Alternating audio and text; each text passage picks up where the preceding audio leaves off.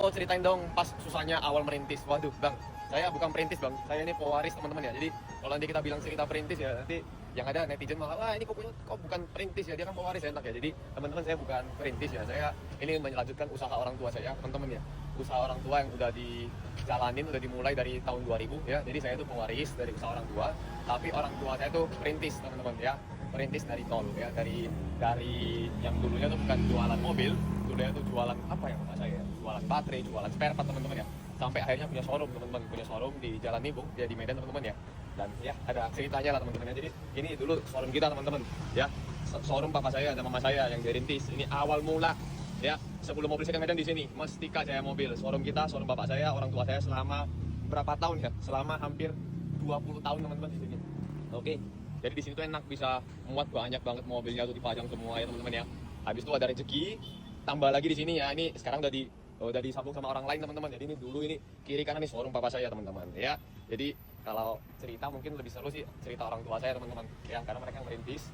Jadi pas saya urus itu ya, kalau kita bilang susahnya sebagai pewaris apa ya, jadi kita sebagai pewaris tuh mungkin susahnya ekspektasinya tuh udah tinggi, teman-teman ya. Dan kita sebagai pewaris itu selalu macam pisau bermata dua, teman-teman ya. Kita pegang kalau usahanya jalan ya, orang-orang bakal bilang, wah itu kan memang orang tuanya udah ada usaha, itu udah bagus ya usahanya ya. Kalau itu kalau bagus, kalau jelek ya usahanya kita pegang ternyata turun, itu terus menjadi pegang anaknya jadi turun usahanya, pasti gara-gara anaknya. Jadi serba salah, teman-teman ya. Jadi ya kalau kita cerita ya, namanya jualan ya, mungkin nggak sebagai perintis, nggak sebagai pewaris, yang namanya jualan pasti ada naik turunnya, teman-teman ya. Jadi mungkin paling parahnya tuh usahanya tuh pas masa covid ya, pas saya bantu itu pas masa covid.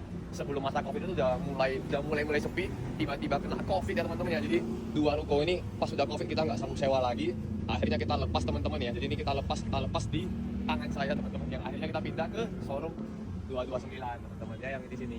Oke, dan akhirnya di 2023 kita mulai konten, teman-teman ya. Itu dari 2019 covid ya sampai 2020 itu amsyong banget ya.